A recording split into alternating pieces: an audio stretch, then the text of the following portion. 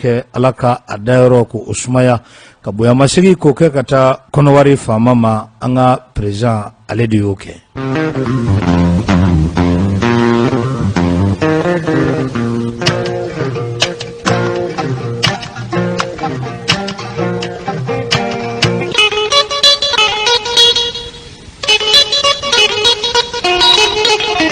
Anga ulumasiri tabaw olu bɛ baara min na jamana kɔnɔla la ni o ye lakanali ye o kɛnbɛ ka fɛɛrɛ ni dabali min sigi sen kan n'a bɛ fɔ a ma opération Maliko o k'u ka taama dɔ senfɛ a kɛra sababu ye k'u yɛlɛ forofɛn dɔ kan u yɛlɛna o forofɛn min kan ko o kɛra sababu ye ni ka mobili ko o tiɲɛ a jasira ala ye o bonya ni a masiba ye sabula maa kelen tɛ min ni tora la ka mobili kɔni ale sɛbɛkɔrɔ tiɲɛna.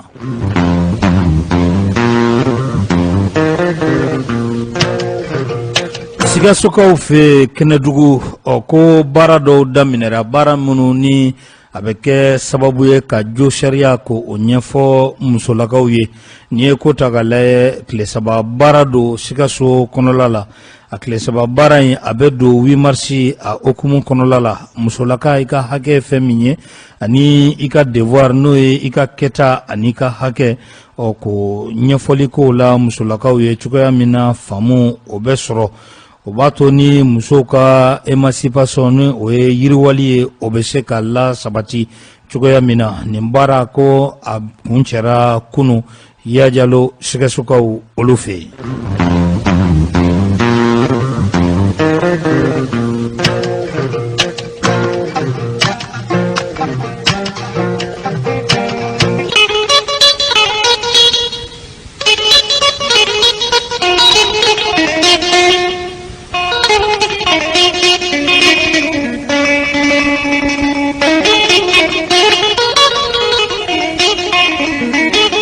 Kunnafoni di sɛbɛn min bɛ ni a bɛ fɔ a ma ko nouvelle libération u ye hakili jagabɔ kɛ ka ɲɛfɔli kɛ kunnafoni di sɛbɛn a y'a jira k'a fɔ an ka jamana yɛrɛ kɔnɔla la ko minisiri fila bɛ yen k'olu bɛ i n'a fɔ Burukinakaw ka Suke ani Siriki a bɛ ka yɛlɛ mun na y'a aminɛ Magura Thierry pourquoi mas kanga ministru comparer Suke ni Siriki la bɛɛ b'a dɔn ninnu bɛ min kɛ sa Suke ni Siriki ka baara ye mun ye yɛlɛ ka mɔgɔw la yɛlɛ kɛ c'est des comédiens ni ministre fana ka baara taara kɛ o ye don safurulayi n'o kɛra o ma y'an ka jamana ma dɛ kunnafoni di sɛbɛn a dun y'a fɔ dɛ nouvelle libération a y'a jira k'a fɔ ko Gawokaw fɛ yen kɔsannin na i b'a ye k'a fɔ Mali région fanba bɛɛ lajɛlen ye ɲɔgɔn sɔrɔ yen région ye ɲɔgɔn sɔrɔ ye jɔn ka wele sababu la o de ye Musa Atayer ni ale ye farikolo ɲɛnajɛ o minisiri ye voilà ni an bɛ waati dɔ yɛrɛ la an bɛ se ka ko boli minisiri farikolo ɲɛnajɛ kɛra cogo cogo boli b'a la tiɲɛ tɛ Yangana c'est pas vrai a bɛ i n'a fɔ denmisɛnninya la u b'a fɔ ko boli monsieur cogo min voilà boli monsieur EPS monsieur boli monsieur non chaque cɛ Daro m'a fɔ cogo min na quoi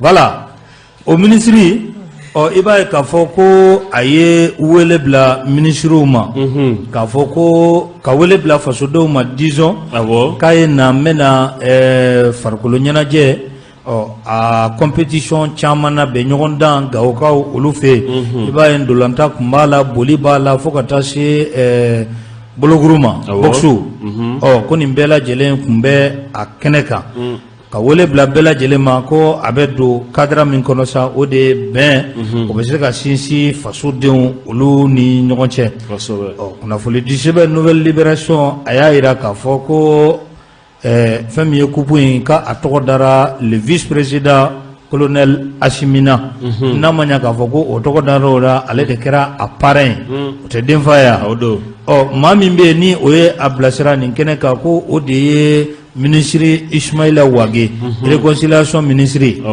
kunnafoni di sɛbɛn ko n'i ye Wage ta ka Musa Atayer ta ko olu de ye Suke ani Siriki ye ko ni ko lajɛ o ko suge ani siriki ko bɛɛ lajɛlen kɔni b'a dɔn ko olu ka baara kɔni bɛnnen don ɲɔkɔlɔnbɔ ma u bɛ to ka maaw la yɛlɛ ko ni y'an ka ministre fila in ta ko ka baara kɔni tun kan ka kɛ ka maaw k'olu la nisɔndiya ka sɔrɔ a ma kɛ ni yɛlɛ ye ka kɛ ni baara yɛrɛ ye ko nka ko ninnu ta ko ninnu kɔni y'u ta kɛ ko ni y'u ka ko kɔni ta cogo la k'i b'a ye k'a fɔ ko a kɛlen don cɛtiribɔ yɛrɛ de ko cogo di ko n'i ye kow ta k'a lajɛ ko wage ko ale kɔni ni Bananba Soro ale bɛ bɔ Tuba yan fan fɛ ko a yɛrɛ tɛ yen dɔn yɛrɛ a tɛ yen dɔn a ma surunya ka yen dɔn kunnafoni di sɛbɛn taara fo ka taa fɔ ko il est incompétent o kɔrɔ baara min kalifalen don i la i tɛ a ɲɛdɔn k'u taara fɛn min kɛ Gawo nin ka di Jaginɛ wallahi Tekla yɛrɛ yɛlɛ daminɛna bro n bɛ yɛlɛ dɛ mun de kɛla de balamusa m'a f'i ye ko yɛlɛ de kɛra ko n'a na waati sera a bɛ n'a yɛrɛ Ala ka ɲinɛ a la ko n'i ye kow ta k'a lajɛ k'i b'a ye k'a fɔ ko fɛn min ye Musa Tayer k'ale kɔni bɛ Mali dɔn fo ka taa fɔ a to ten jango ko a taara tulonkɛ in labɛn yɔrɔ min na n'o ye Gawo ye k'a bɛ Gawo dɔn fo ka taa fɔ a to ten ko yala ko nin ɲɛnajɛ in ko ani bɛn bɛ sira kelen na fa min na ko ka Musa Tayer ɲininka o la a ka a ɲɛfɔ kunnafoni di sɛbɛn a taara ɲɛfɛ a ko n'i ye ko ta k'a lajɛ ko fɛn min ye denmisɛnninw kɔni cɛra ka bɔ fan bɛɛ lajɛlen fɛ ka taa u teriw taara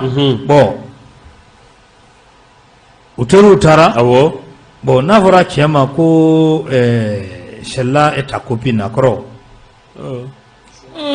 a kɔrɔ o ma kura e ka école taara yɔrɔ jan n'i kana kuma don ne da a teriw taara ami et copine copine non mais sabali sa copain kɔrɔ Jaginɛ e yɛrɛ b'o kɔrɔ dɔn mas copain kɔrɔ jɔn k'a fɔ jɔn ma ko copain ayi non an ka article yɛrɛ bila un copain c'est quoi o ye i teri ye kɛ i teri jumɛn ayi ko c'est-à-dire a bɛ définir de o ayi ko n'i ye mot ye en français non n'i ye ko ye mot daminɛ la en français ça veut dire partager t'as nogo ye un copain c'est quelqu'un avec lequel tu partages du pain a kɔrɔ bɛɛ de y'o ye ala kana yɛlɛ sa c'est du sérieux ne ka sɛbɛn de f'i ye koyi un copain c'est avec c'est quelqu'un avec lequel tu partages du pain donc le féminin du copain c'est quoi coéquipier c'est quelqu'un avec lequel tu partages la même équipe voilà donc ko là c'est partagé voilà copine c'est le féminin de copain voilà mais pain c'est le bourreau mais pin là c'est quoi pin c'est le féminin de pain ou bien ça a faamu non mais o kɛ koba ye cogo di e ka nin tɔ fɔ bari kuma yɛrɛ bɛɛ b'a tɔ de nɔfɛ kuma bɛ tɔ ye nɔfɛ mais an b'o de fɔ bɛɛ ni faamu moi je perds ton copain oui c'est vrai ou bien voilà moi aussi le problème il y a pas le problème dans ça o de ye kuma jugu ye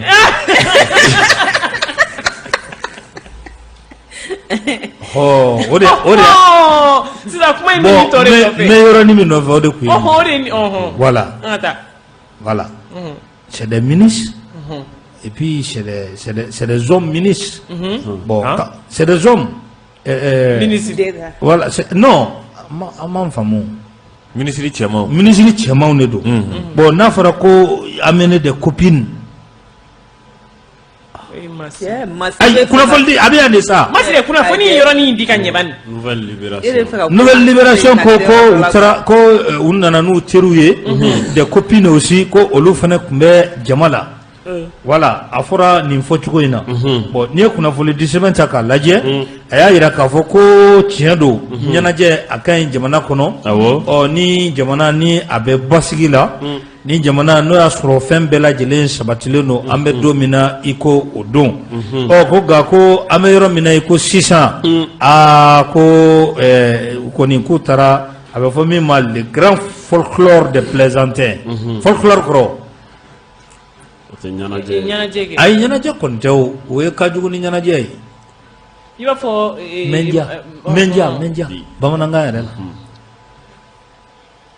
Mbendia. awɔ plaisantin o kɔrɔ o tɛ yɛlɛko fɛn ye voilà merci plaisantin ye yɛlɛko fɛn de ye o ko n'i ye a ko ta k'a lajɛ k'i b'a ye k'a fɔ ko Musa Atayer ko a kɔni ye nin ko in ka a labɛn a y'a labɛn ka a ɲɛmaya k'o di Asimi Koyita ma le ministre Asimi ko o ni a kɔrɔ bɛ ɲɔgɔn na ko le ministre wa le vice président Asimi ko b'a yira k'a fɔ ko nin ni a kɔrɔ ko o bɛ ɲɔgɔn na ko avion ye voyage min kɛ taa ni ka segin na k'a bɛ se voyage 10 ma avion ka voyage kelen o kelen ko o dépense ko ni ko i b'o o jate minɛ k'a bɛ t'i jɔ 25,000 ka taa bila 30,000 la compagnie min bɛ yen n'a bɛ fɔ a ma ko Sky Mali k'olu kɔni y'u tigɛ nɔ k'a nɔ fo ka a nɔ tuguni voyage 10 25,000 ka taa bila 30,000 la k'o kɛ tile damadɔ kɔnɔ ko o ye ko ye ko min ni a bɛ compagnie ka a nisɔndiya kosɛbɛ ko o fana ka bɔ a la ko vice président ko ale taara an ka kɛlɛkɛcɛw olu ka pankurun dɔ la ko o pankurun don ko a tɛ wuli ni taji tɛ ko ni o taji fana prix lajɛ k'o ka ca fo ka taa fɔ a to ten délégation minnu taara k'u taara jigin l'hôteliw la dunanjigisow. Bienvenue sur Bamako 24 7 jours sur 7, la radio au Mali. ko olu fana Gawo ko hôtel yɛrɛ dɛsɛra Gawo hôtel yɛrɛ ko o dɛsɛra Gawo ko wari ko o fana cayara fo ka taa fɔ a to ten ko hôtel yɛrɛ caya senfɛ ko u ye maa wɛrɛw ka villaw yɛrɛ louer ni ka fara l'hôteliw kan ko o villaw ko olu fana louer wari a cayara maa minnu mobilisera sécurité la ko tɔrɔmɔɲɔn dɔ bɛ yen o dira olu ma délégation fɛn fɛn taara ko tɔrɔmɔɲɔn dɔ fana taara ni ka di ninnu bɛɛ lajɛlen ma ko n'i y'a dépenses ta k'a lajɛ k'a fɔ k'a bɛ ka kɛ dugu yɛrɛ min kɔnɔ ni o ye Gawo ye ko gɛlɛya min bɛ Gawo ko bɛɛ lajɛlen b'a dɔn ko a bɛ fɔ min ma ka maa décapité ka maa k'i bɔnɛ i ni na k'i kantigɛ ka mugu ci i la bɛɛ b'a dɔn ko o ɲɔ ɲalen dɔ ye insécurité o ye san sɔrɔ ko Gawokaw mago tun bɛ fɛn wɛrɛ la i b'a fɔ sécurité Gawokaw mago tun bɛ fɛn wɛrɛ la i b'a fɔ balo ko Gawokaw k'u mago tun bɛ fɛn wɛrɛ la ka tɛmɛ nin kan i b'a fɔ courant ani ji ani maaya yɛrɛ tɛ taa fɛn minnu kɔ ko nka ko ministre taara nin waribaden ka kɛ ni kunnafoni di sɛbɛn ka sɛbɛn ka taa a dilapider Gawokaw fɛ yen ko a ye mun de ɲɛ sisan ko Uwage kɔni b'a a kɔ ten n'a taara yɔrɔ min na a bɛ taa ten ko i b'a fɔ Suge ani Sidiki kuma filɛ nin ye Cheikh Sidibe Mas ka kɛ ni kunnafoni di sɛbɛn ka fɔli ye priorité baw bɛ Gawo wagati caman na an da bɛ se a ma Gawokaw yɛrɛ hali a tɛ tɛmɛ wagatinin kan u bɔra ka marche kɛ ko lakana t'u fɛ yen n'a ma ɲɛ k'i bɛ taa ko boloda ye ko min bɛ taa bɛn sira fɛ i bɛ lakana de sabati fɔlɔ ne ɲɛna a ma mɛn yɛrɛ Gawokaw kun wulila ka couvre-feu sigi sen kan to bɛ to couvre-feu sigi sen kan ala ni maafa jugu minnu bɛ kɛ yen ka t'i minɛ i ka denbaya ɲɛna k'i kantigɛ ka denmisɛnnin dɔ ye a kunkolo t'a la olu bɛɛ yera Gawo hali a ma mɛn donc ka tila ka nin folklore sugu ye tuguni Gawo voilà 10 jours au lendemain c'est dépassé mas folklore do e fana b'a ko ye oui parce que dugu bɛ état mun na o de b'a to a bɛ k'o ye Tari e fana fɛ folklore do wa a ka jugu ni folklore a ka jugu n'o ye mas an bɛ don min na i ko bi sécurité kɔrɔn fɛ a ma se fɔ la baloko gɛlɛyalen n'o ye ka se degré min ma a ma se a ka fɔ ministre ɲɛna i yɛrɛ mana réconciliation ministre min b'a nɔfɛ fɛn min bɛ Gawo a b'a dɔn k'a ka ministériya ta k'o bɔ yen k'a ka ministériya poste ta sɛbɛn ko k'a t'a dɔn dɛ ko nin tɛ foyi dɔn k'a ka ministériya poste fana ta k'a bɔ yen Masi finitigi kun don wa a kun bɛ terrain kan c'est un homme de terrain Masi fɛn min bɛ a b'a dɔn Gawokaw mago bɛ fɛn min na bi o tɛ nin ye masi balo t'u bolo courant tɛ Gawo hali kɔsa in na samiya kɔnɔ sira ko problème tun bɛ Gawo est-ce que masi wari in a tun tɛ jɔyɔrɔ wɛrɛ ɲɛ u ye min tɛ dolanta ye wa ɲininkali tɛ nin ya o de ye ɲininkali ye o masi a ma bɛn ma masi a ma bɛn nin ma a ma bɛn ma a ma bɛn nin ma Magura a ko tɛ nin ye bon mas ne ka faamuya la wari kasabi min taara o de ye ne degun dɔɔni o ma diya ya a cayara parce que Gawokaw mago bɛ fɛn caman ni wari in kun donn'o da fɛ o kun ka fisa mais fɛn min ye ka ɲɛnajɛ ka ballontan organiser jeunesse ni ɲɔgɔn cɛ parce que u y'a ni u b'a fɔ cogo min na u ko bɛnbaliya barika ka bon jeunesse yɛrɛ de ni ɲɔgɔn cɛ ne fɛ n'u y'u fara ɲɔgɔn kan ma se ka ballontan tɛmɛ u ni ɲɔgɔn cɛ n'o bɛ se ka kɛ sababu ye ka fitinɛ fɛ bɔ u ni ɲɔgɔn cɛ ni taara o sira fɛ o bɛ faamuya mais nafolo kasabi bɔra e ko avion in ta ka segin min kɛ ne de fɛ k'a dɔn avion in ka o ta in dɛ avion bɛ ka mun de ta ka segin kɛ mɔgɔw kɛ ne de bɛ fɛ ko mɔgɔw cɛ kɛ komu ni Bamakɔ délégation bɛ taa sisan Bamakɔ équipe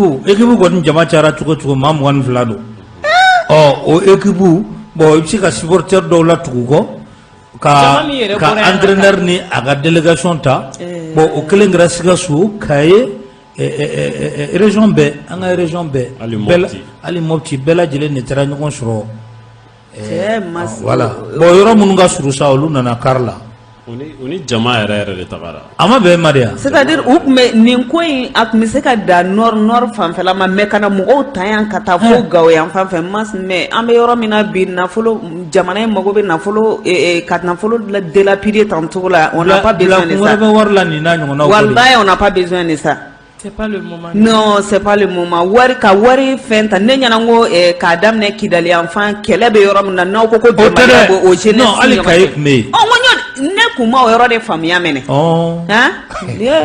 i jɔ tu n'es pas contente masa a ma diya n ye kosɛbɛ parce que wari ko in tiɲɛ na an yɛrɛ ɲini ka an bɛ nimakaran na yan quoi wallahi n'a fɔra ko wari bɛ taa nin ko sugu ninnu na a ma ɲi dɛ Joe Biden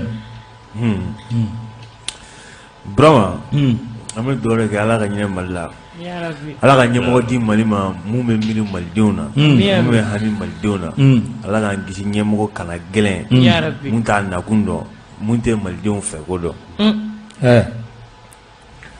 Burama kubu yɛrɛ tɔgɔ da kun Asimi yɛrɛ la dɛ c'est pas le vice-président même Bandaw tɛ yan munna k'u ma da Bandaw tɔgɔ la fɔlɔ ne m'a ye k'u kɛra Bandaw tɔgɔ la pourquoi Bandaw pourquoi pas Bandaw pourquoi Asimi Musa de y'a da koyi ni Musa y'a da mɔgɔ min tɔgɔ la o bɛ Musa de ma dɛ bon Musa ye kubu yɛrɛ da o mais munna o ye o yɔrɔ ye fɔlɔ ni n y'a faamu o yɔrɔ la fɔlɔ munna a ma kɛ Bandaw ye o ye sisan n'an ka sigi Musa voilà o tɛ Musa ni maa min y'i diya i b'i den tɔgɔ da o la donc mun kuma min bɛ yen k'a fɔ an ka charte ka yɛlɛma Asimi ka na donc n'Asimi bɛ fɛ ayi o yɔrɔ to ye fɔlɔ ayi ne lamɛn ne lamɛn ne b'o yɔrɔ de fɔ ayi o babu bɛ yan bi o nin tɛ faamu ne ta bɛ fɔ sisan o y'o yɔrɔ ye o t'o yɔrɔ yan filanan ye mun ye munna Musa ma taa kubu yɛrɛ da Kidali yɛrɛ Kidali i ka o ɲininkali kɔni Musa kun ka taa ni kubu ye ça mérite d'être posé voilà Musa kun ka taa ni kubu ye fo Kidali an ka taa ta yen munna an ma taa n'a ye an ka taa ta yen Kidali mɛnna kan fo ka taa se Tesawa ni fɛn ninnu Tawudeni munna an ma taa n'a ye yen nɔ an ka taa ta yen ɲininkali tɔ min filɛ mais est-ce que nin ye bɛnko kuma de ya ninnu makɔrɔ min fɔ ninnu b'an ka wari dilapider de yɔrɔ dɔw bɛ yen kalan yɛrɛ tɛ ka se ka kɛ yen a bɛ taa sécurité mun donna wari mun donna nin sécurité yɛrɛ la Ala de b'a dabila o fana dɔw ka moulangement yɔrɔ de Sika Mali kɔni olu bolo nɔ kosɛbɛ jamana tɛ se ka taa tan sa jamana et puis kunnafoni sɛbɛn mun fɔ incompétent fɔra mun ma dɛ Musa bɛ mun kalama o t'o dɔn fo ka diɲɛ wuli hali n'a taara ekɔli la tuguni Musa bɛ mun dɔn Musa a ka tailleur bɛ mun dɔn o t'o dɔn fo ka taa fɔ mun kɛra a bɛ dɔɔni baara mun n'o kun kalifala la n'a bɔr'o la k'a bɛna nin baara ninnu na donc Musa b'a ta ka a minɛ a nɔjuru k'a tensi minɛ fɔ ka yala n'a ye. c'est le ministre de la réconciliation. awɔ ne ma mɔgɔ tɔgɔ fɔ koyi e yɛrɛ b'o sinon Musa kɔni bɛ mun dɔn ale t'o dɔn mais n'a tora Musa kɔ tan a bɛ da tariku la ala non mais a y'ale ja a m'ale ja a tun bɛ taa. ayi a bɛ taa koyi ne m'a fɔ k'a ka taa fɛn o fɛn réconciliation il est obligé ka taa. mais ne b'a dɔn ballontan a bɛ maaw fara ɲɔgɔn kan o b'a sɔrɔ bɔlɔ jamana mun yɛrɛ kɔnɔ basigi yɛrɛ bɛ yen maa minnu yɛrɛ tɛ se ka sigi u sigidugu yɛrɛ la fɔlɔ ne nana k'olu ka fara ɲɔgɔn kan u ma fɔ ɲɔgɔn ko k'i ka fɛɛrɛ de kɛ u ka se ka sigi u dɛsɛlen don ka sigi de o mun bɛ yan bi déplacé minnu bɛ ala an kɛrɛfɛ yan nɔ réfugié an ka réfugié déplacé yɛrɛ u ka fɛɛrɛ yɛrɛ kɛ olu ka sigi sa ka t'u sigi u sigiyɔrɔ la u k'u ka sɛnɛw kɛ u k'u ka mɔniw kɛ u k'u ka bagan maraw kɛ mais i dɛsɛr'o la i bɛ taa ko bɔlɔntan ko parrain ta ka taa di dɔ ma a ka ɲi. Jɛnginɛ est-ce que sababu tɛ pour que ka se k'a fɔ ko wari taara nin da fɛ mais wari dun de don wari dun daw de don parce que ne bolo ma ça c'est une raison pour justifier u bɛ ka wari min dun. C'est une raison pour justifier. Sinon, Mas, l'autre jour, à la chaîne de la Mopti Centre, ou association de Mousso Dok Mekakuma, à Koko au lieu que depuis Wage Sigira. Yani Wage Katani Ben Centre là. Non, on n'est pas là pour faire le procès de Wage. En tout cas, procès ça. En tout cas, procès, mais. Après tout, c'est mon ami. Non. Mais avant la réconciliation, réconciliation, bara, ambe kode. Au fond. Ibadoke. Au forêt. Quoi, man? Allez, non. Mais allez, la réconciliation, mais au lieu que à Katani ben au contraire, à Mogo, quoi de Tara Dounyonai. Bon, madame n'allait la macro. Ah, madame n'allait la mais aïe, ijo, mas. Et au madame n'allait la parce que min kumbla la ko kuna o era kunte boyan ka seyere. John, baba jonguna. Ale min kumbla la donc ko anta to e mas. Ko ere ya fo kwa madame ne allait la. Iko ka madame n'allait la. Non, mais avant jonguna moro nana. Mas de ante dogre do ambe jonguna de numera ka blaka kata ben sabati centre line. Donc ale wage de nana ale ko fe. Donc di wage. No ba kabine rebe jonguna kabine mbemble. Akama ga jonguna to. Adegere boraga adegere ma boga siga. Na machi de. Adegere de boga ati. Sinon tiengoni atese de. Judgment. Igo go mu terge atese adonia tala à la place qu'il faut. Afamuntala akodon voitala ali domina atese redi. Che angana jamana to yola tamsa. C'est militaire aguerri. Ngatesi. Il est militaire aguerri mais atese ça. Abla yoro minake abla yoro de teye. Itese goi. Ni la ni fanga place ou clac avec keta ni ko ta ben yoro do ma yi place tu yoro comme ni ngo suga ni sirigi neto fore mais na to ya ngata musa ba bla frigo frigo na te boadi no wallahi ya ngata musa mu da do ne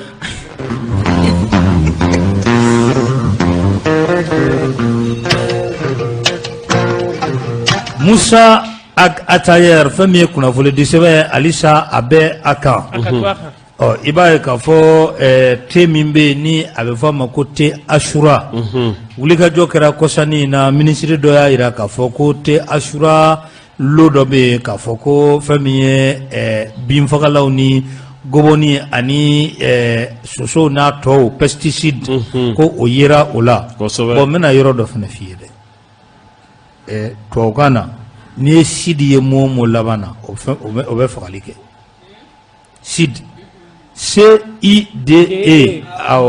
Ni o mo labana ça tue. Pesticide, insecticide, quoi encore? Acide. Merci. Merci. Bon, il y a là Moussa Aktayer ko ministre do bora ka fo ko famiete assura ko pesticide yera a lodo la.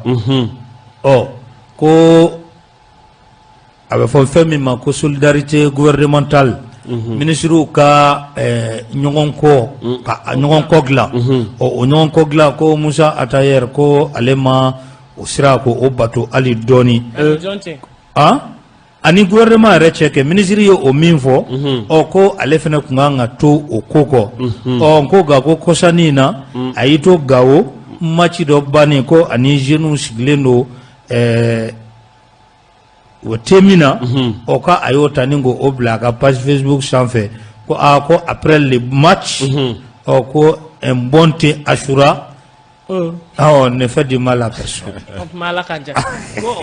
Un bon thé Ashura ne fait du mal à personne. kayo bla aga page ka o min bla la ka page ka ne o ko ministre mi ya fo ka fo ko te Ashura mai yoro do be ka fo ko o mai allo do be ka fo ko o mai o ko yala ka be fe ka mun ira ministre la ka fo e ko amai o galo ne wa ube muno o ko te Ashura re ni Musa ko mun bo o senyoma kuna fo diseba ayo o nyingali ke amada o drama akoko te Ashura tigi o ko oni Musa ko balmaya membe oni nyongonche ko yala ko te Ashura re ko John Tado nimbe nyingali kuna fo diseba aye minge mingo ni mabe kuna fo diseba mbama o de ka fo Musa ka te verkle mine o mushiba bala premier a forlemba o ninga o dakun mungara amina ale to esko monede ha amina ale to musa fana be te Ashura police de jodi brama ay cha la de ministre do ka fa mai do ka avocat kan mais l'autre jour au kunye wage ni premier voilà bon ni nganga kya donc ça veut dire que solidarité il y a pas de solidarité gouvernementale il y en a Musa nganga nga Musa a ses raisons. Musa a page de Gane. C'est sa page personnelle. Ouais, mais après tout, c'est un ministre d'État. Mais tu ne sais pas, il y a quel lien entre lui et le. Voilà, ni que la ministre de page, ni canana page privée, privé comment te fouille. Un ministre, un ministre. Mais arrête, tiens, babolo. Donne. Musa tiens, babolo. Tu sais pas si jamais au cas. Le ministre de l'avocat m'a dit qu'il allait pas faire. Mais à faire que l'eau d'eau. Oh, ama foka bew mais écoute ni fien ngateme folo tempête ngateme bon si par exemple au cas où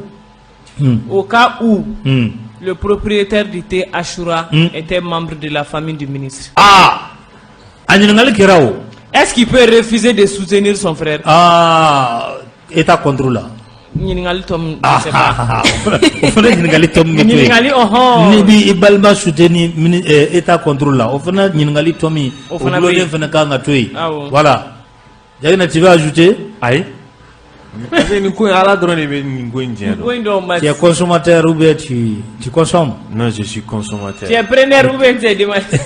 Tu es Ashura. Je suis même pas non professionnel al n'était amateur.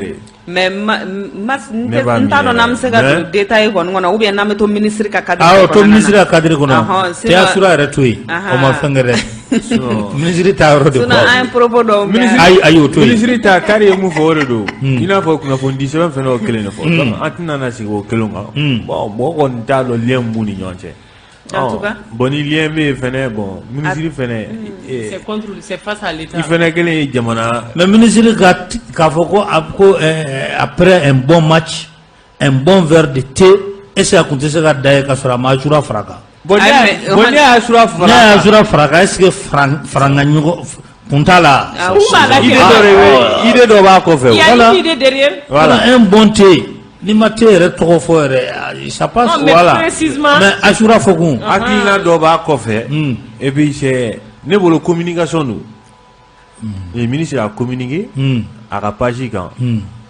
pour vous dire c'est bien tarata parce que a ministre kuma ne Suza Musa kuma ne et puis kuma meta orojan et puis c'est un ministre d'État voilà et puis il y a ajate minefene et kuma me ga fo munebu uni nyonche mo kan yere nyinga tetigi ani Musa voilà jusqu'au point d'aller publier ça et être en ara jabe kuna fo disaba ngona ka tewa bulu amadan metere la temi ba bulu akadi aye je ko faire ay non ala jedro temi ba bulu akadi chenjenga te fana kadire inte wulla chenjenga o kadini duguma o kuma ala kaja yana ngam jonne ma Musa ira na zale c'est mi blé de ma fla là nete mana joy nete kuma Fatma tante e bi nyana balmamzo a ko flé la chemise bleue est sur le point même pas au cousin tiens hein j'ai fait quoi attends pas minglo tu mas ini batagi jira ta kalanga ay non ite do an kala mati ni adoka kala La chemise bleue. Merci, na. Est sur le point. Est sur le point. Kachiga Bonyona. Yangata.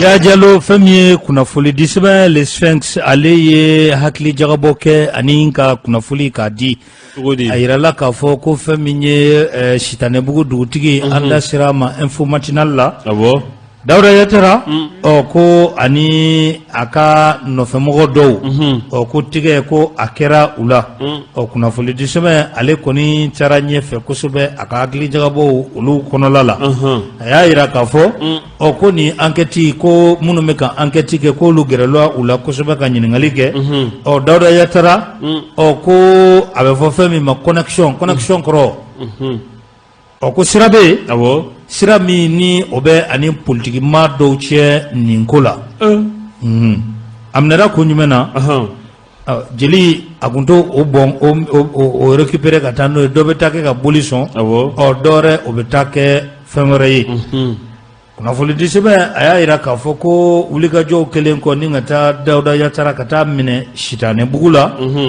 tene askomada junani ve nege kan duru o wati amine kelen ko ni ngata ni aye. Attention, attention, attention. Nous vous informons que nous sommes en rediffusion de cette émission. Abnou meka jemu kamil lame 600. Ameka segi akande nankoma rediffusion. Aniche agalamelula. Radio Amakou 24. Kibaye ka foko teni chama oyira akayorola. Ko surasi teni ko unité te enfin ka damne douane police garde nationale armée de l'air armée de terre ana to bela jile ko ni bela jile teni ko ni yera Dawda Yatara fe kuna fole diseba ya ira ka foko nyafo chokobo ulawo ko sabula ko malibe kelela amed domina iko bi anga wolomasiri taba chamambe ulube do aka sabula ko avefo fami makone ke haya kise kana biga ko oduma ko onake abulo na yeminta nyana boko onisonja bagato ko be tinindo ko odi ama doyen bola polisi bola ani mogoro olubola ofora akma akonolala kuna volide sebe atara nyefe ayirala ka foko femi shitane bugu dugutigi ko aminera femina ko ode mafa juguye ma kunlo tige kata se majili minelima ko mafa jugu ko ukara yoro munu nasa ko kati jangna nyemi vie mai fana fana kati fana wenzendugu nyero saba opération me gagne ko akirai boko bingera mununga ménagère o muye o te barakala un gardien d'antenne téléphonique munu mesigi téléphone antenne jaun kolbashi kungo la merci une fillette de 2 ans o fana kungolo tigera un enfant albinos de 5 ans o mage fana ramata adeni mutuko ramata voilà nimbela jele ko nunu jeli de videra kabo ou farkolo rela des suspects ayant reconnu les implications dans ces genres de crimes ont dénoncé Dawda Yatara, communément appelé Chitane. Le Satan. Merci. Konye ni ko nunu beta ka laje ni mafa jugu munun kira kuna vole disebe akoko ale gerelen ko enquêteur la kanyiningali ke ko ayirala ka foko ni mafa fen kira ka bela jilen kira élection de nyakorola la kalata ko ni mafa bela jilen kira élection o nyakorola la kunnafoni di sɛbɛn a taara ɲɛfɛ a taalen ɲɛfɛ a y'a yira k'a fɔ ko maaw hakili b'a la ko fanakaw fɛ yen ko politikima kolo girin dɔ bɛ yen politikima min ni a tun bɛ jɔyɔrɔ ɲini na waati tɛmɛnenw na wa jamana ɲamakɔrɔ dɔ yɛrɛ tɛmɛna politikima in tun bɛ k'o dɛmɛ a ka baaraw la maa caman fanakaw fɛ yen waati tɛmɛnenw jalaki boloden kɔni maa caman ye o si a ma jango yefugeden n'o ye aramata ye ale bɛ bɔnɛ a nin na waati min na a yirala k'a fɔ ko fanga dɔ bɛ yen ko o saraka don ko morinin kunanin dɔ ko na kɛ k'a f'u ye ko ni aw sera ka na ni jeli ye kɛrɛnkɛrɛnnenya la yefuge jeli ko na kɛ sababu ye a ka sanayɛlɛ ko o ka sabati maaw hakili b'a la ko n'i ye nin ko bɛɛ ta k'a lajɛ ko Dawuda Yatara tiɲɛ don jeli a tun bɛ kɛ ka boli sɔn mais ko kuma dɔw la ko jeli ko politikimaaw ko a ye a caman dɛmɛ u bɛ se ka fanga a sɔrɔ cogoya min na ko enquête k'a kana da Dawuda Yatara dɔrɔn ma ko a ka lajɛ maa minnu fagara k'u fagara élection ɲɛkɔrɔla la jeli a dira jɔn ni jɔn ni jɔn ma politikimaa jumɛn bɛ yen k'a fɔ ko o mago jɔra jeli la nin waati in na bun adamaden jeli kuma yɛrɛ ka gɛlɛn ha tiɲɛ yɛrɛ yɛrɛ la Cheikh Sidibe i bɛ jumɛn fɔ ka fara a kan Mas ni sɛgɛsɛgɛli kan ka continuer fɛn fɛn b'a ko ju la surtout politique mɔgɔ minnu fɔra parce que ni hali ni maa tɔgɔ ma fɔ voilà ni waleya jugu minnu filɛ nin ye ni mori dɔw bɛ yen nɔ ou bien dɔnnikɛla soi-disant dɔnnikɛla dɔw bɛ yen olu bɛ mɔgɔw pousser ka don nin ko sugu ninnu na donc il faut que enquête ka taga ɲɛfɛ fɛn fɛn b'a la Mali kɔnɔ mun minɛlen filɛ nin Dawuda Yatara ale dɔrɔn tɛ dɛ fɛn fɛn b'a ju la c'est comme u ka enquête kɛ k'a bɛɛ lajɛlen ɲini kelen kelen k'u minɛ sabula nin ko in cayalen don Mali kɔnɔ yɛrɛ kosɛbɛ a video yɛrɛ la Yatara bɛ yɛlɛ la voilà hali kosa in na u ye Banagabugu la u ye dɔ minɛ mɔgɔ bolo b'a bolo merci voilà n y'a fɔ janginɛ o don na donc a bɛɛ ye nin fɛn sugu kelenw de il n'est même pas inquiet a jɔrɔlen yɛrɛ tɛ voilà imagine là il va sentir il a l'air libre non a yɛrɛ a ka mɔgɔ dɔ bɛ yen o tun bɛ ka masque don a nun na a yɛrɛ b'a f'u ye k'i tɛ masque bɔ i nun na e bɛ siran mun de la mun de bɛ yen ja yɛrɛ la a bɛ k'o fɔ kuma tɛ nin ye tari Masi a ka gɛlɛn yɛrɛ parce que wagati la an ye fana kunkolo 7 maro an bɛ 9 de la fana kunkolo 9 de tigɛra de 2017 à maintenant ça fait 9 têtes voilà wagati dɔ la u ye enquête kɛ an y'a ta grand directeur maa dɔ minɛra yɛrɛ k'a fɔra ko maa dɔ minɛna an yɛrɛ bɛɛ ko n ko tare ko n'a sɔrɔ o de ye kunkolotigɛla ye fana kunkolotigɛla nin kelen n k'a minɛna mais Masi a bɛ i n'a fɔ o kɔfɛ 2 wɛrɛ kɛra ka fara a kan mais Masi an sera sabali ye ten sa enquête yɛrɛ y'a yira k'a fɔ Yatara kunkolo n'u ka katikati dɔ san ka di a ka maa ninnu ma u bɛ yala de katikati ka bɔ yan ka taa fana katikati la o ye mun ye walayi 30 minutes i bɛ taa ka na dɔrɔn i bɛ segin mais Masi u bɛ ka a kuma kɔni fɔra mais politiciens bɛ ka associer a la fanga ɲini bɛ ka associer a la c'est à dire Masi u b'a yira k'a fɔ ko nin ko in ka dun wa a bɛ ka fɔ cogo min na k'a fɔ ko image la le monsieur n'est même pas inquiet c'est à dire a hakilila tigɛlen de quoi c'est qui signifie k'a b'a dɔn k'a kɔ de ka ɲi donc Masi ni kɔ ka girin i bɛ se ka kojugu kɛ parce que i b'a fɔ ko fosi tɛ bɔ a la mais il est temps que nin ko ninnu ka dabila buna hadamaden dɔw de bɛ ka bɔnɛ u ni na olu ni diɲɛ ka kan cogo min na olu ni hɛrɛ ka olu bɛ k'a kɛ hɛrɛ min nɔfɛ u fana n'o hɛrɛ kelen de ka kan donc tiɲɛ yɛrɛ la nin kana kɛ enquête dayɛlɛnen ye enquête min dayɛlɛnen bɛ to i b'a fɔ enquête tɔw u k'a lajɛ nin min dayɛlɛnna Ala ka nin datugu yarabi a ko tɛ nin ye Makura Mas ne ɲɛna nin tɛ Dawuda Yatara minɛni ko fɔlɔ ye ayi a ka minɛni fɔlɔ nin kuma in tun b'a kɔrɔ nin tun b'a kɔrɔ dɛ normalement a bilalen Dawuda Yatara kun kan ka surveiller de près awɔ a kun kan ka surveiller de près parce que mɔgɔ minɛna nin ko sugu ninnu na ka mɔgɔw bɔnɛ u ni na a fɔra k'a bɛ trafic d'organe yɛrɛ kɛ bon c'est un présumé yanni kiiri cɛ yanni kiiri cɛ mais a bila o minɛn kɔnɔ présumé don mais siɲɛ fɔlɔ la a minɛna nin ko kelen nin de sababuya la tuguni o mɔgɔ sugu ka tila ka minɛw la n'an bɛ jamana kɔnɔ fɛn na sécurité bɛ jamana min kɔnɔ mɔgɔ min bɛ minɛ nin ko sugu ninnu sira kan hali n'a libéré la fɛn na a ka to surveillance kɔnɔna na non ni min jɔr'i la i kan ka fa de o walayi parce que mas ubu yɛrɛ denw t'u bolo ubu yɛrɛ denw t'u bolo ka taa mɔgɔ wɛrɛw ta bɔnɛ o ni na c'est-à-dire que minnu yɛrɛ hali n'a sɔrɔ politique mɔgɔ minnu b'a sen kɔrɔ ka fanga karaba k'a ɲini mɔgɔw joli ni fɛn na mas i labanko tɛ ɲɛ wa i ka fanga tɛ laban ni fiasco tɛ fiasco wallahi i ka fanga laban non i tɛ se ka taa mɔgɔw ni karaba ka wolomuso ni wolokɛ do ko olu dusu kasi k'u jigi tigɛ k'u bɔnɛ o de na k'e ka fanga ka laban ka ɲɛ o tɛ se ka kɛ Aramata Yefkedeni u taara n'a ba dalen to kɔnɔ de ka a minɛ ba la diyagoya ba min yɛrɛ y'a minɛ a bɛ ka kogo ta waati min na ba yɛrɛ y'a ye a bɛ ka kogo ta kulela n'a da tɛna fara ka taa den sama ka bɔ a ba bolo c'est-à-dire n'i ye wolo lajɛ wolo ka gɛlɛn cogo min na ka taa o minɛ k'o kantigɛ ko fanga nɔfɛ hali Ala bɛ den to a ba ye a b'a to wallahi a b'a to Jangɛrɛ kuma filɛ nin ye Burama subaga o sa ni subaga kanfɔla ye ne y'a mɛn Dawuda Yatara da yan Mali den caman mɛrɛ Ala ta kɔfɛ ale b'i faa foyi ti bɔ a y'a fɔ a m'a fɔ non a y'a fɔ mɔgɔ b'a fɔ k'a bɛ mɔgɔ faga ko non a delila ka fɔ a delila n'a fɔra ko mɔgɔ faga ye yɔrɔ la o man kan bali maa la o a y'a fɔ dɛ bon n'an bɛ jamana sɛbɛlama kɔnɔ ninnu ye mun fɔ o bɛɛ de ye tiɲɛ ne bɛ na yɔrɔ mun na dɔrɔn comme an ka to sariya ko il est toujours présumé mais n'a yɛrɛ k'a fɔ ko nin nɔ bɛ nin kelen na nin kan ka jɔ ka nin fa di k'a kɛ misali ye an bɛɛ k'a ye wayi k'a faga Baba Musa delila ka kɛ o Musa Tarawele ni a tant que Mali bɛ tan i bɛ maa fa foyi tɛ bɔ a la hali don o yan o n'a bɔ yɔrɔ la dɔ ni dɔ sera ɲɔgɔn ka muru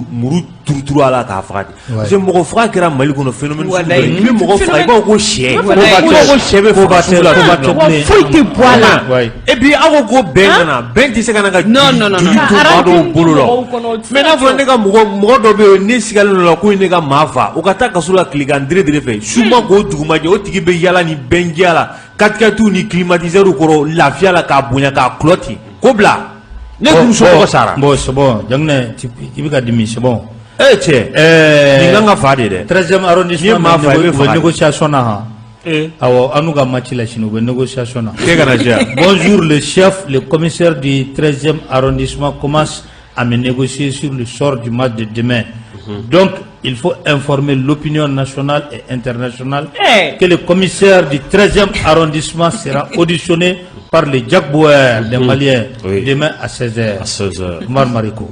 Terrain. A bɛ ka sira kana diya. A bɛ ka sira ko ne kana jouer. Togola ka sira kana diya. Bura tɛ ɲininkali tɛ terrain sanfɛ koyi. Ɲininkali tɛ terrain sanfɛ. n ko Burama ye balontanna kɔrɔ ye.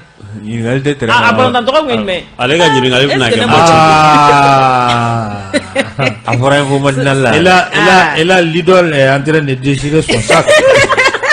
A kana kɛ dɛ. Ayi ma si ɲininkali le kun. Minɛli bɛ yan bi dɛ bi ye juma de ye. A bɔlɔnna tɔgɔ bɛ yen dɛ. Ni minɛra bi a ma ɲi dɛ. A bɔlɔnna tɔgɔ bɛ yen. Ko min ma fɔra ko tu étais un ancien joueur. Ouais. Moi je savais pas. Ne y'o mɛn koyi. Moi je joue à l'attaque. Dawurabugu Ne y'o mɛn koyi. Ma fɔra tɔgɔ ninnu fɛ ko b'a fɔ Messi ninnu ni CR7 ninnu ni. A t'a to yen dɛ. On m'appelait monsieur MB par match. A t'a daminɛ jo de ye. Jo. N'a tun bɛ se Dawurabugu wagati min na dɛrɛ. N'u tɔgɔ ko jo bɛ fɛn fɛn daminɛ na. A jo bɛrɛ. Jo bɛrɛ parce que e fana tɔgɔ de tun ye jo bɛrɛ.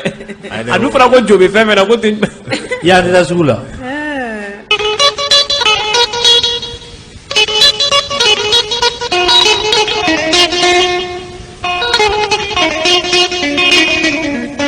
Ya Jalo an bɛ lamɛnbaa bɛɛ lajɛlen fo nin waati in na Jangɛrɛ ko n ka f'i ye ko tu es pris voilà le chef non le chef le chef de projet voilà ok là je comprends pas. Tu veux parler? Non là tu peux parler. Non là il y a rien à dire. Non tu peux parler. Ça c'est mon chef. Ça c'est chef de projet. Ne ma bataki sɔrɔ. On est en début de week-end.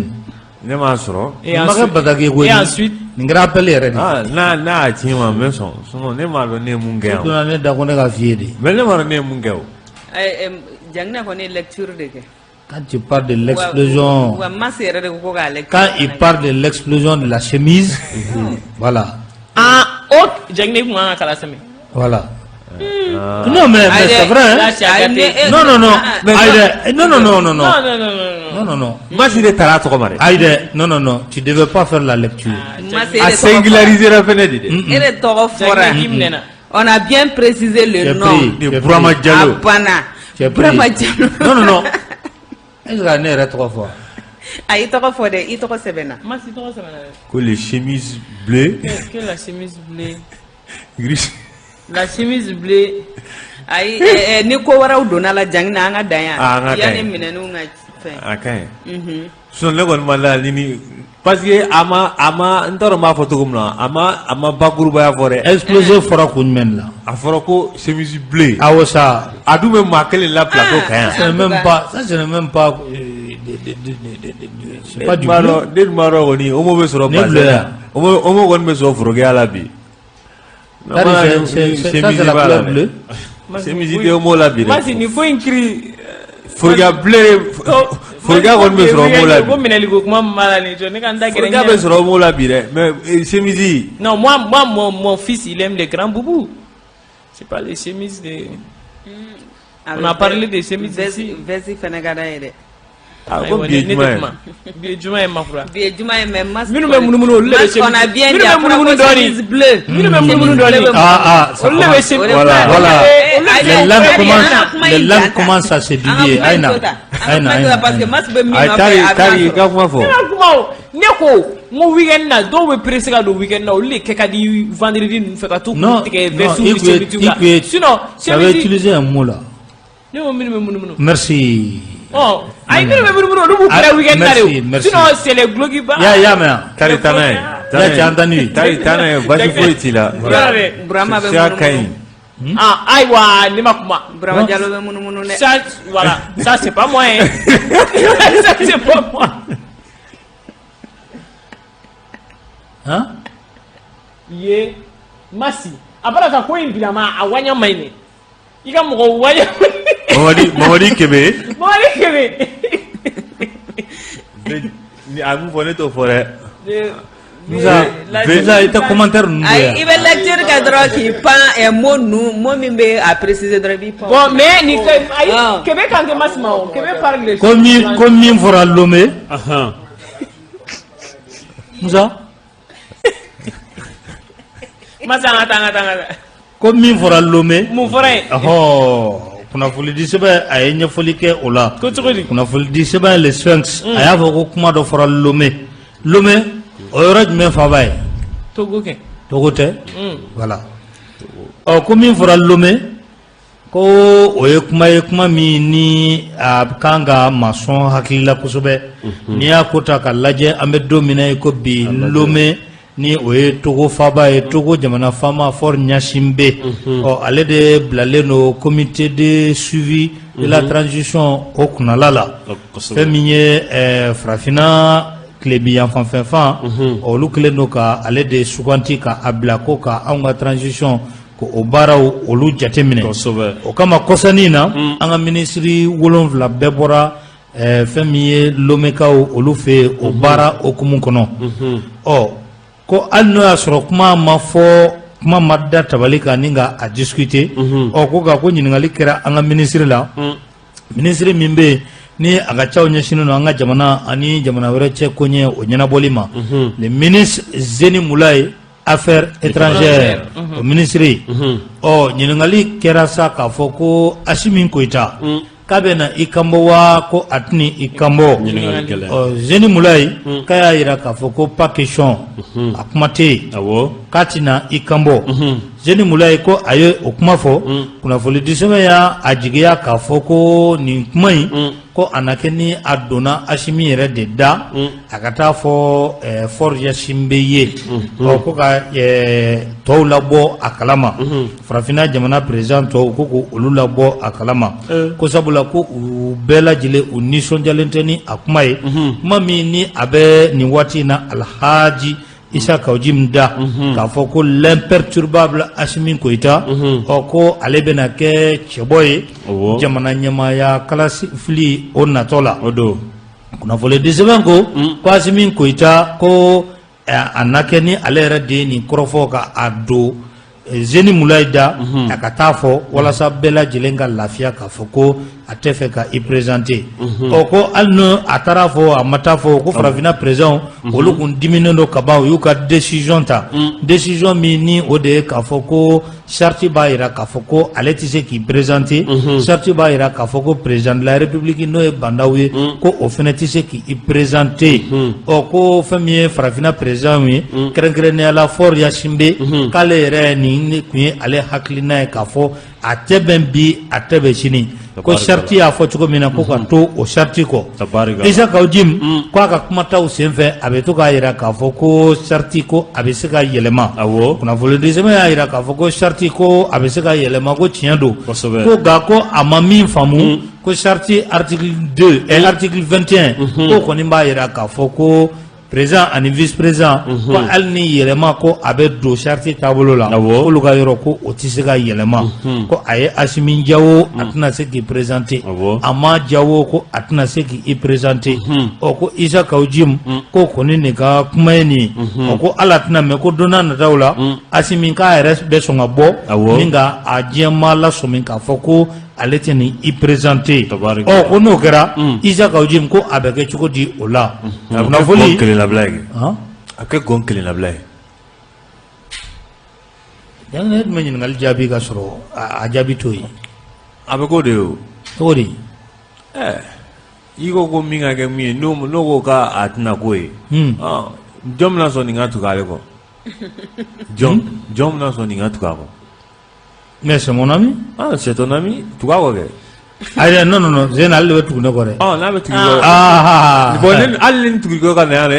Mais il a utilisé tous les mots, ni à un état 600, avec du ménophonéma. N'a un état 600, avec du ménophonéma.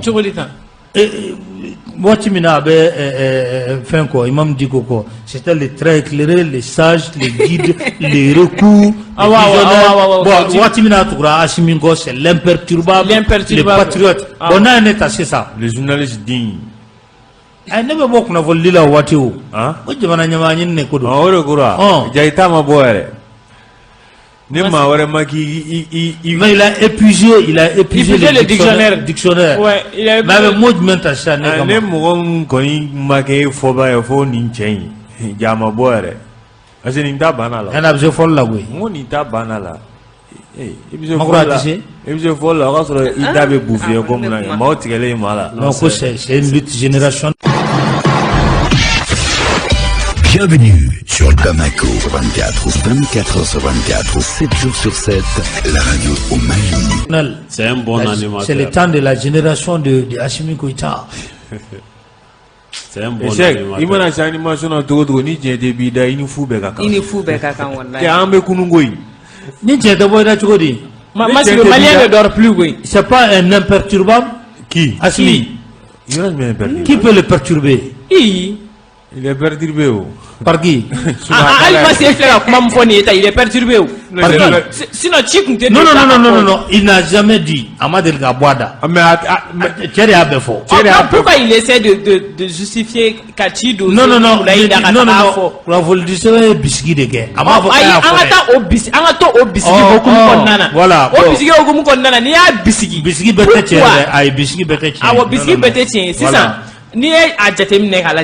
Mon kama au Zeni Moulay a foko il va passer. Ça n'engage que Zeni Moulay. Voilà. Donc biscuit de Kera. Il y a possibilité de perturbation.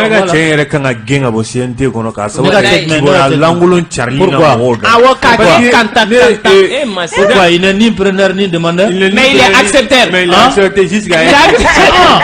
Mais regarde Amadou. I am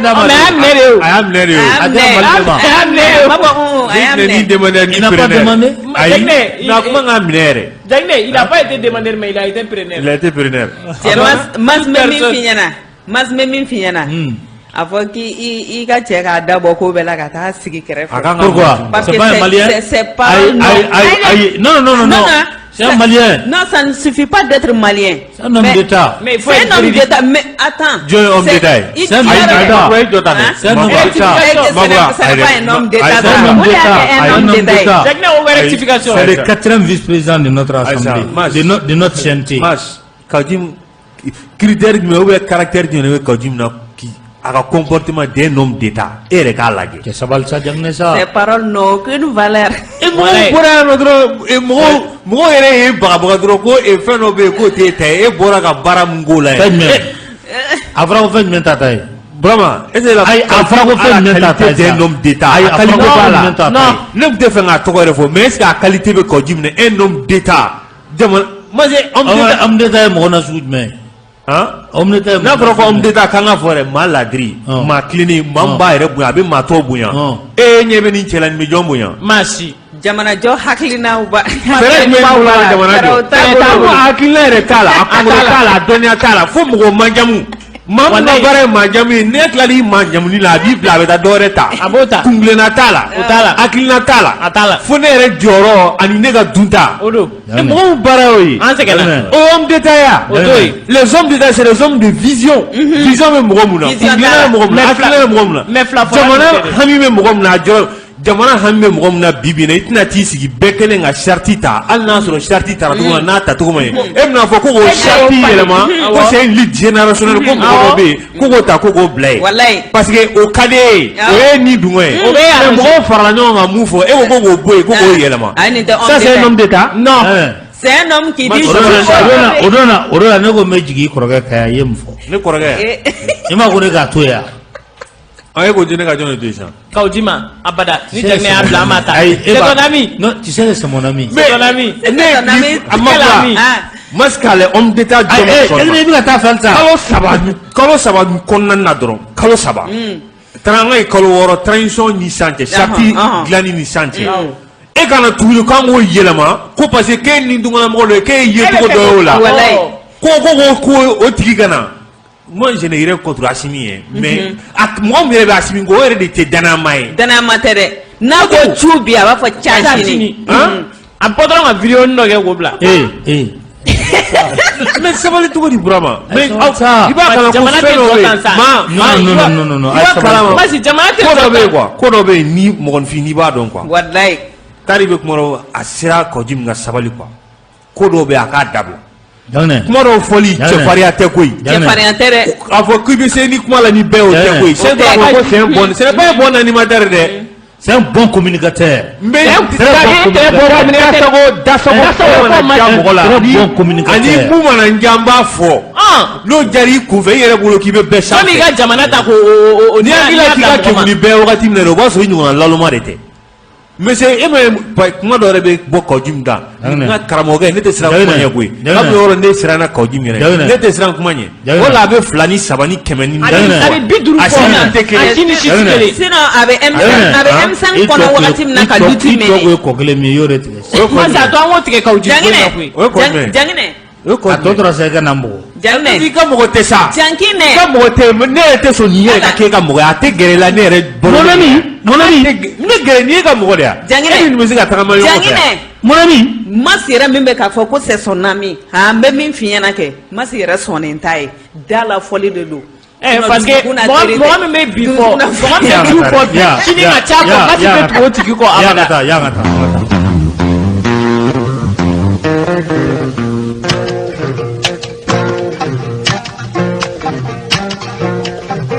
kunnafoli an bɛ taa ni a ye kunnafoli disɛbɛn min bɛ ni a bɛ fɔ a ma ko indépendant u ye a jira k'a fɔ ko malo tɔni min bɛ an bolo yan malo tɔni min b'an bolo k'o tɔ ye tile 17 de ye awɔ n'o tɛmɛna dɔrɔn ko malo ko a bɛ dɛsɛ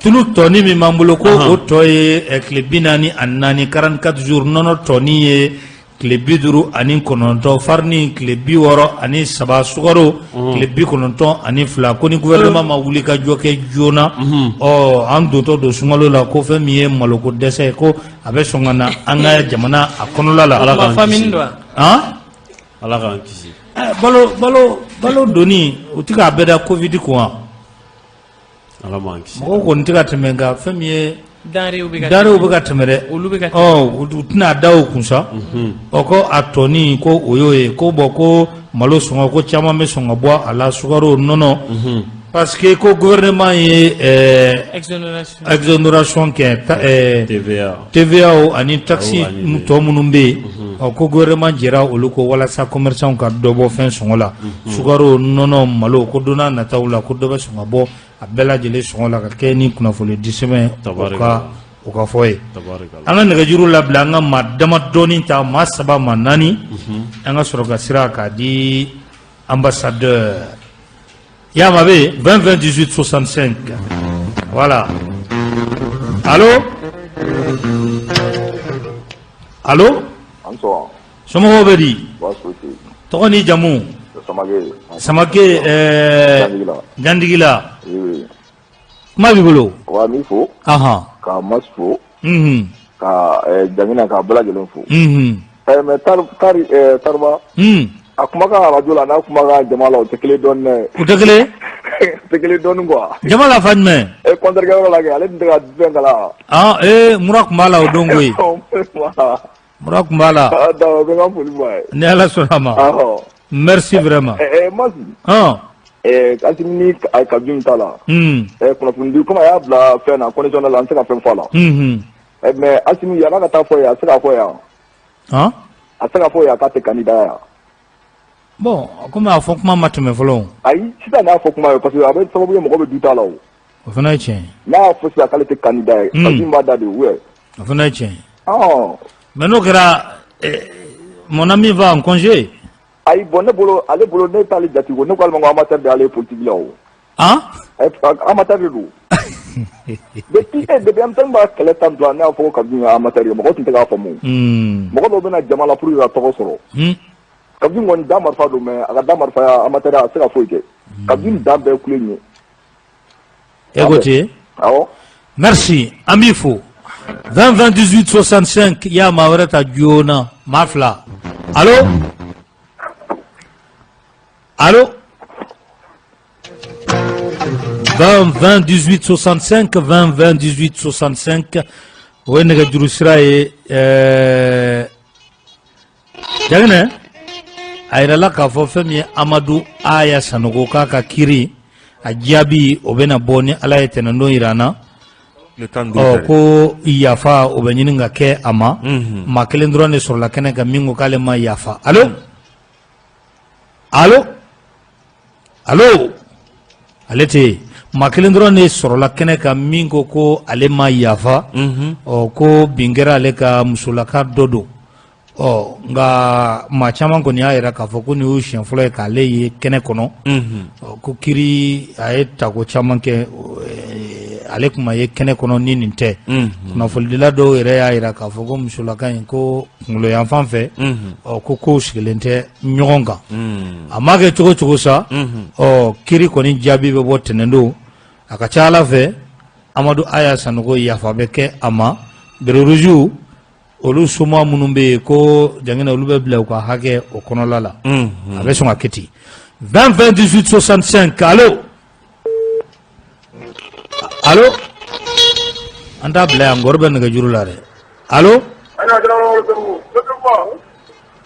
ka lamɛnbaga bɛɛ fo k'Ala ka jamana in k'a basigi ka hɛrɛ k'a caya ko jamana ɲɛmɔgɔw k'u hakili to jamanadenw na merci 13e arrondissement u bɛ négociation na tari on serait là-bas demain inchallah il y a pas moyen de négocier voilà Burama est notre attaquant de pointe merci kuma ka ɲi ne ka di ye kuma la Burama est notre attaquant il n'y a pas à négocier et puis non il faut ajouter les sauveurs Burama est notre sauveur un match voilà un but monsieur un match un but monsieur un match un but le sauveur Modo Kawjim da ka to ko fɔ a ka to k'o f'i ma merci o kuma an bɛ bɛɛ fo fɛn fɛn tun sɔgɔlen don an na Burama ko fɛn min tun b'anw bolo ka da u tulo kan k'o de ye nin ye ko waati min tun b'anw bolo k'o sera Tasumala an bɛ bɛɛ fo ka segin ka bɛɛ fo ko bi ye juma ye o kuma an bɛ dugawu kɛ jamana in Ala k'a basigi ya Rabbi Madame Cheikh oui Mas an b'a lamɛnbaga cɛman ni musoman bɛɛ lajɛlen fo Mali kɔnɔ allo wini